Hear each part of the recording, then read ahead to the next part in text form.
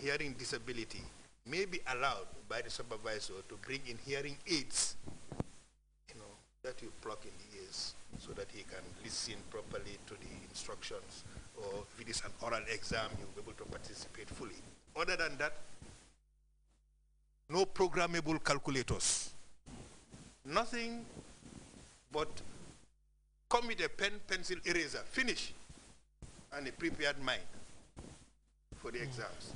The perception of the public that examination malpractice, when it occurs, WIAC or the ministry are to blame, I think is unfortunate. For WIAC, honestly, for us, each time examination malpractice is detected, we are worried. Yes, because it is a big drag on our administration. When it occurs, there are a lot of administrative procedures that you do, and it means so much work for us. So another thing is, if we go to the international meetings, we now have to report. And what every country wants to do is to say there were no examination malpractice, cases of examination malpractice in our country. Now, when you have to report, it's a stain, if you like. So honestly, nobody wants cases of examination malpractice to occur. We would rather there were none. So I think it is unfortunate if the public would feel that, okay, examination malpractice, it is either way is penalizing some good performing students or something like that. And definitely that is the perception, but I think it's a wrong perception. Mr. Seka, and what in your own views do you think can be done to curb the situation or the incidents of examination malpractice? Okay, first of all, what we do is we look at ourselves as WIAC. Now, what we do is that during the development of the test papers, we ensure that we exercise maximum security. That is during the writing of the test items. Now, then follows the printing of the test items, and finally the distribution of the examination correction papers. During the whole of these three activities, we ensure that they are leakage free. Now, another way that we can reduce examination malpractice is by broadening the opportunities of the candidate. During the ordinary level days, O-level days, most of these papers or subjects were single papers. Like, for example, history, it was only one paper, essay paper. Economics, it was only one paper, essay paper, and so on. But now, for every subject, we have at least 2 papers. In fact, some subjects have 3 papers. So that we have increased the opportunity to capture the marks of the candidate. If you fumble in one paper, for example, you may not fumble in the other paper. And also, we have discovered that when the examination is of very high stake, that is, when so many things depend on the examination, like gaining admission into institution of higher learning, obtaining employment, sometimes even obtaining visa, when the stake is very high, there is likelihood of examination malpractice. So we have brought in this aspect of continuous assessment, where 30% of the marks that go to form the final grading of the child is generated at the school level.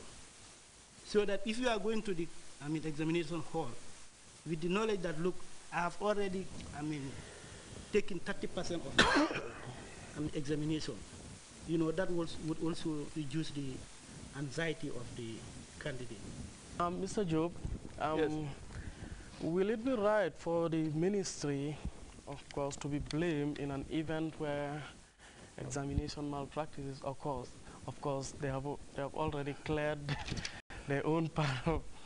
So, thank you very much, Mr. Ba. I think, just like they said, it's out of ignorance. The ministry should not be blamed because the ministry is not part of the examination, though the personnel of the ministry are managing the exams. But definitely the ministry cannot be blamed and should not be blamed. It is entirely the responsibility of the people that were involved, either the teachers, the students, the supervisors, the invigilators, and the like. And as Mr. Seka said, WAEC, or even the ministry has gone to the level of blacklisting teachers. I've seen incidents where teachers are blacklisted. And those letters are copied to all principals that Mr. Balde was caught cheating in Farafenye or, you know, helping children to cheat. As a result, he should not be employed in our education system. The ministry is doing that. So it's telling how far we are going as a sector to make sure that we cope this menace in our society. But remember, we are dealing with people, and, you know, that is why it is necessary for us to always be on the ground, excuse me, to talk to them, to, you know, at least throw light on some of the issues. And when the parents, when the children themselves, who are going to be the primary victims, as far as this is concerned, will be very much careful, and then even if I am prepared to aid them, they will say no, because it's not to my interest. It's not to the interest of the candidate. Teachers who will be doing it, or children who will be doing it. You are a friend of mine. You know, we have been in class for 3 years. We were sitting on the same table. We are writing the exams. I definitely know that you cannot do it. And I said, okay, I'll be giving you my paper, or once in a while I give you some sheets of papers on the need for you to pick that, you know, and then start. You know.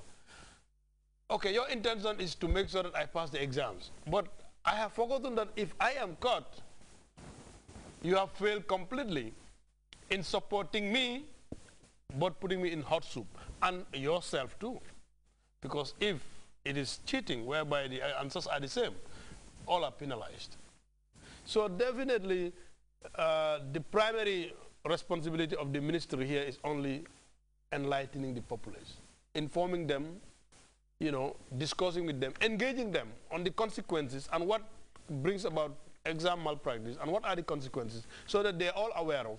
But definitely there is nowhere the ministry can be blamed. Even the personnel of the ministry, if they're held responsible, is the individual, not the sector, because the sector is saying exams free malpractice. That's what we want as a country. As he said, at international levels, I don't want to represent the Gambia anywhere and people start looking at me because my country is found wanting is cheating. I don't want it, and nobody wants it in this country. So definitely as a sector, we are advocating against exam malpractice in this country. Thank you. Thank you very much, Mr. Job. Mr. Balde, are there any reasons why students would definitely venture into this? Because sometimes WAEC is blamed for setting questions out of the syllabus. What's your take on that? I think two questions. I think number one, I don't agree that WAEC has been found to set questions out of the syllabus. That is just what I think. I have not seen any such case yet. Now, the second question, which is the reasons why students engage in examination practice. I think a bit of the reasons have been alluded to by Mr. Seka, and that is the stake. You know, students feel that the stakes are high and that they, you know, the only way they can pass would be to engage in some form of cheating. But I think what they need to know is that the examination is not set to, you know, to catch them off guard. You know, if you prepare very well, you will pass the exam. You know, no examination is set with the purpose of getting the candidates to fail. You know, and I think once they know that, you know, they would not engage in examination malpractice. So I would say, in fact, it is more difficult to fail an exam than to pass it. You know, for you to fail an exam, really, I don't know, because it would mean you definitely did not put in the minimum of efforts needed to pass the exam. Once you do that, really, you know, no examination is beyond the candidates. So basically that's what I think. Time is not in our favor. Mr. Cisse, your final words? Oh, okay. I was just going to add that if we want to help our children, let us prepare them in good time. We